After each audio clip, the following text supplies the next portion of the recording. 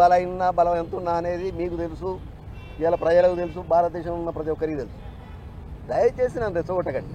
నేను మొదలే చెప్తున్నా, నేను బలహీనని కాదు, సాగుకు భయపడా.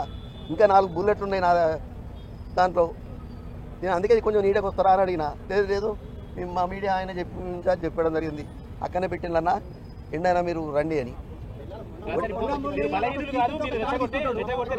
కానీ పొంగులేటి శ్రీనివాస్ రెడ్డిని నియోజకవర్గంలో ఉన్నటువంటి ఎమ్మెల్యేలు అందరినీ ప్రస్తావిస్తూ వీళ్ళంతా ఇవన్నీ విషయాలు చేశారని చెప్పారు కదా. అసలు నాకు ఆ విషయమే తెలియదు. మరి మీరే సృష్టిస్తానేమో కానీ నాకు ఆ విషయం కూడా తెలియదు. ఒకటే మాట చెప్తున్నా మీకు, కాంగ్రెస్ పార్టీని గౌరవిస్తా అని చెప్తున్నా. రేపు పొద్దుటి రేవంత్ అన్న మరి కార్యకాలం సీఎం ఉండాలని కోరుకుంటున్నా. ఇక్కడ బీసీ నాయకుడు మరి మహేష్ అన్న రేపు ఇంకా పదవులు రావాలని కోరుకుని గాంధీ భవన్కు రావడం జరిగింది.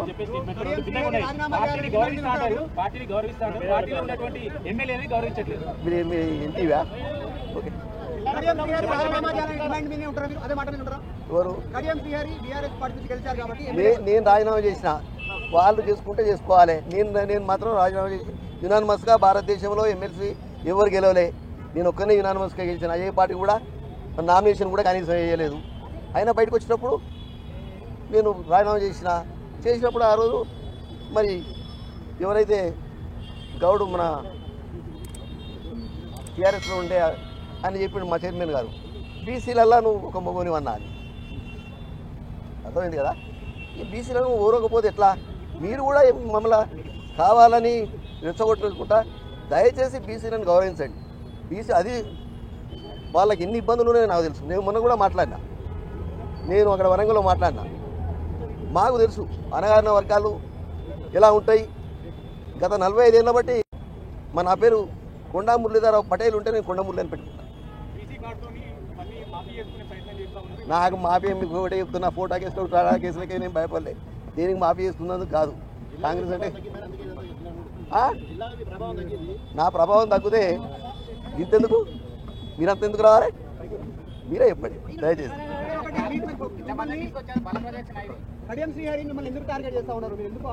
దయచేసి ఒకటే మాట చెప్తున్నా, నేను అంతర్గతంగా లోపల చెప్పినా.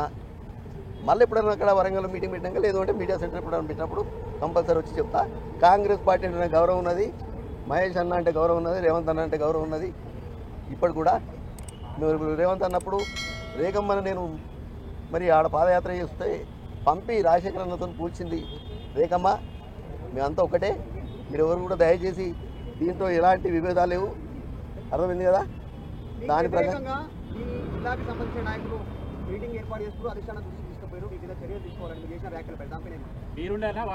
మూడోసారి. ఎందుకంటే నేను ఎప్పుడు ప్రజల మధ్యలో మరి వాళ్ళ సమస్యలను తీసుకుంటూ పేద అడుగు బలైన వర్గాలకు బీసీలకు న్యాయం చేసే కార్యక్రమంలో అక్కడనే బిజీ ఉంటా.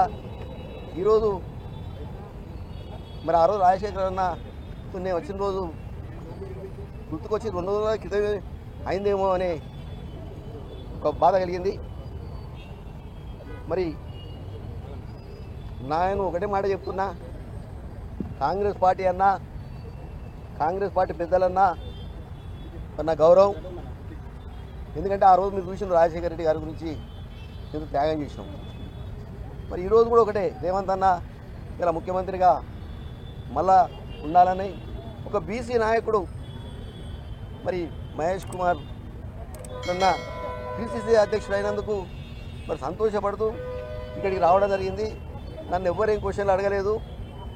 మరి అందరూ కూడా నాకు దగ్గరే కాబట్టి నేను ఆ రోజు మరి రాహుల్ గాంధీ గారు మా దగ్గర పాదయాత్ర చేసిండు.